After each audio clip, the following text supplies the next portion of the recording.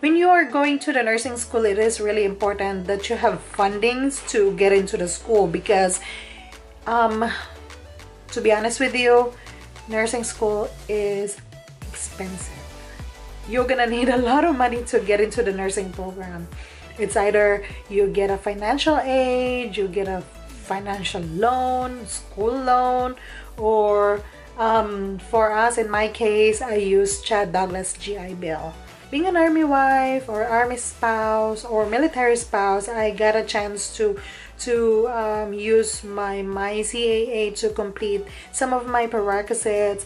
I'm not here to promote my CAA, but I'm here to speak up to the spouses out there who wanted to further their education to use this benefit. Because if you're a spouse and you wanted to go back to school, you have $4,000 free grant money to further your education. It's either to use it to go for like a technical school, or use, like in my case, I use it to finish my prerequisite. You can use it for your CNA class, or anywhere else, or you can use it to go on for the nursing program. As long as you still have funds, you can continue using it.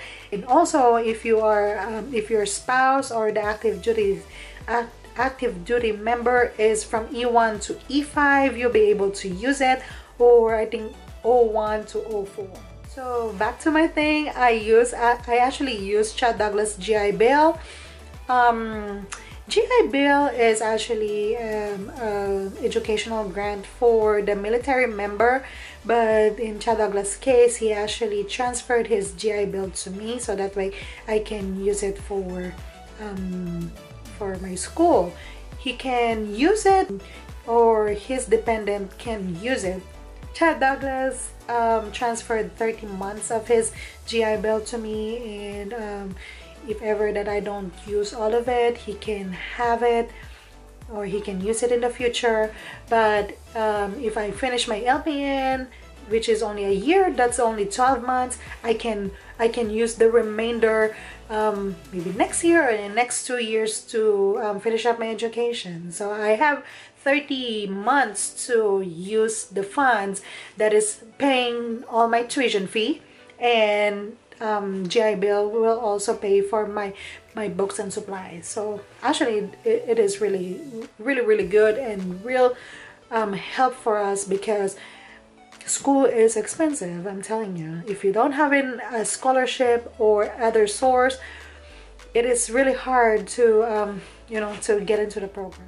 So the question is, what kind of GI Bill it is for the spouse to request or to apply?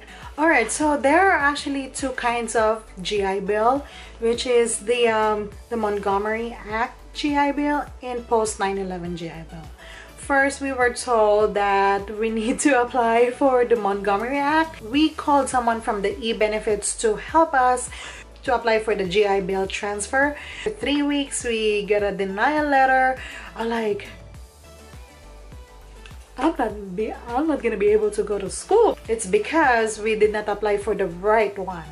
The Montgomery Act, you use it if you are the active duty member, and if you want to use it for your own school, that is the GI Bill you're gonna use. But for the dependents, for the wives, for the kids, or the spouse, in order for you to transfer your benefits to your dependent, you gotta have to do or use the post 9/11 GI Bill.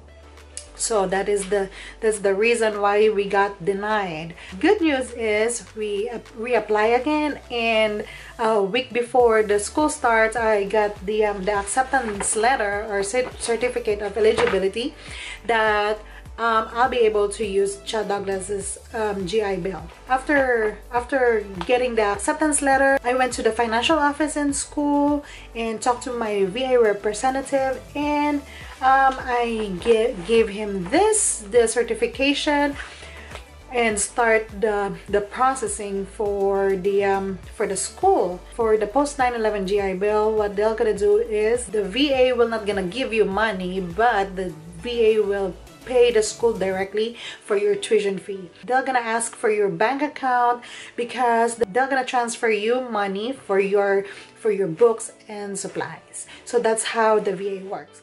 So let's say for me, next quarter, I need to apply for the next quarter.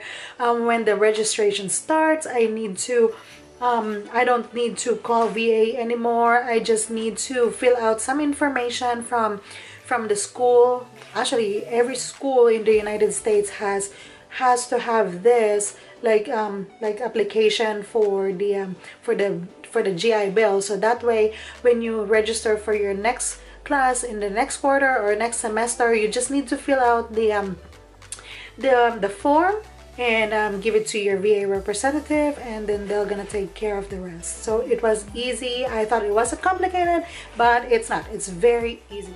VA will pay for all of your tuition fee and for your books. But this year, VA has a problem. My camera keeps on overheating. Okay, so the fun started when I bought my scrubs. I already have most of my stuff from when I took my CNA class. I had my stethoscope, my how do you call this, the blood pressure cuff. Actually, most of the stuff that I bought this time was my scrubs, the school patch, and the books. And I'm going to make a separate vlog about the stuff that I used from last quarter, like the books and the supplies that I need for the nursing school, or like what are the stuff that they require us to have.